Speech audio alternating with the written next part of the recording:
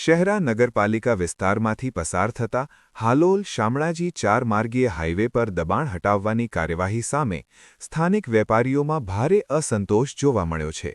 વેપારીઓએ પ્રાંત અધિકારી તથા નાયબ કલેક્ટરને આવેદનપત્ર પાઠવી રજૂઆત કરી છે કે તેઓ પંચાયત કાળની મંજૂરી અને રજિસ્ટર્ડ દસ્તાવેજોના આધારે વર્ષોથી કાયદેસર વ્યવસાય કરી રહ્યા છે।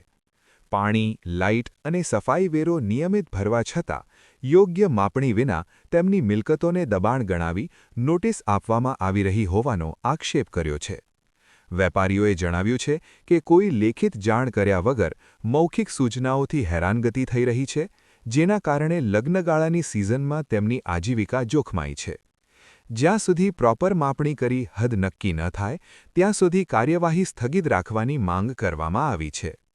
અમારા આવેદનપત્રમાં જે અમને ગઈકાલે નોટિસ આપવામાં આવી અને દિન 7ની મુદત આપવામાં આવી, તો એમાં અમને લાગે છે કે કંઈક અજુગતું થાય એવું લાગી રહ્યું છે। માટે સાહેબને સમજાવવા અને આ નોટિસનો તમામ જવાબ અમે જે તે અધિકારીને લખાવીને તૈયાર રાખ્યો છે। અહીંયા આવેદનપત્ર આપ્યું છે અને જે તે અધિકારીને નોટિસનો જવાબ આપવા માટે અને ગામતળની જમીન જે છે, ગામતળની જમીનનો માપદંડ અલગ હોય છે અને ગામ સિવાયની જગ્યા હોય ત્યાં વધુ હોય છે।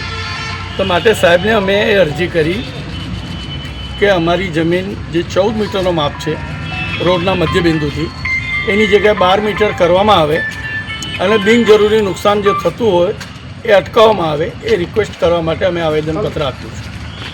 મારું નામ રાજુભાઈ પદવાણી, શહેરા। રોજ પ્રાંત ઓફિસને દબાણ દૂર કરવા માટેની અમને નોટિસ જે મળી એનું આવેદનપત્ર આપવા આવ્યા હતા। વાત એવી છે કે જૂનું જે માપ હતું એના જગ્યાએ રોડનું માપ આગળ આવી ગયું છે અમારી બાજુ સેન્ટર, એટલે અમારું માપ મળતું નથી। એટલે જૂના સેન્ટરના આધારે તમે માપણી કરવામાં આવે તો અમારું પૂરું દબાણ એક પણ થતું નથી, બરાબર છે? એ રીતે રજૂઆત કરવા અમે આવ્યા હતા। નામ